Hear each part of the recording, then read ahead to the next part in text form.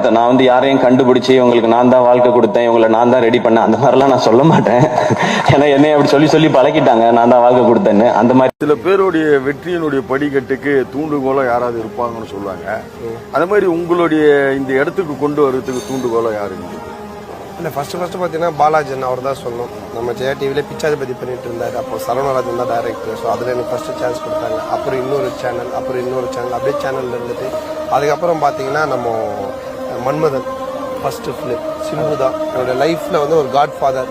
இந்த அளவுக்கு ஒரு ரீச்சுக்கு இப்படி வந்து இந்த ஒரு மாசம் நிற்கிறதுக்கு ஒரு முக்கிய காரணம், மிக மிக முக்கிய காரணம் என்னுடைய நண்பர் திரு சிம்பு அவர்கள். அவர் இல்லைன்னா உண்மையிலே நான் இங்கே இப்போ இந்த படத்துல இல்லை.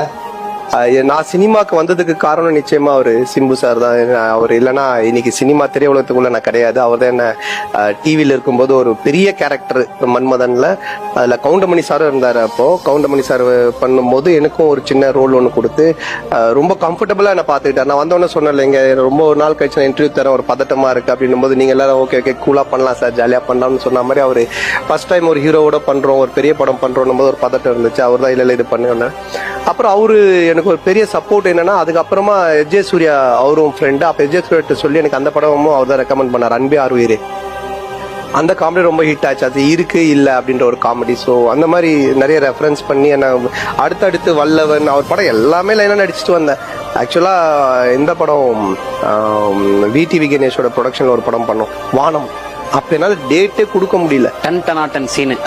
ஆமா, டன் சீன் அப்படின்னு சொல்லிட்டு என்னால டேட்டே கொடுக்க முடியல. பயங்கர பிஸியா. அப்போ எனக்காக நைட் ஷூட் போட்டு ஒரு 2 hours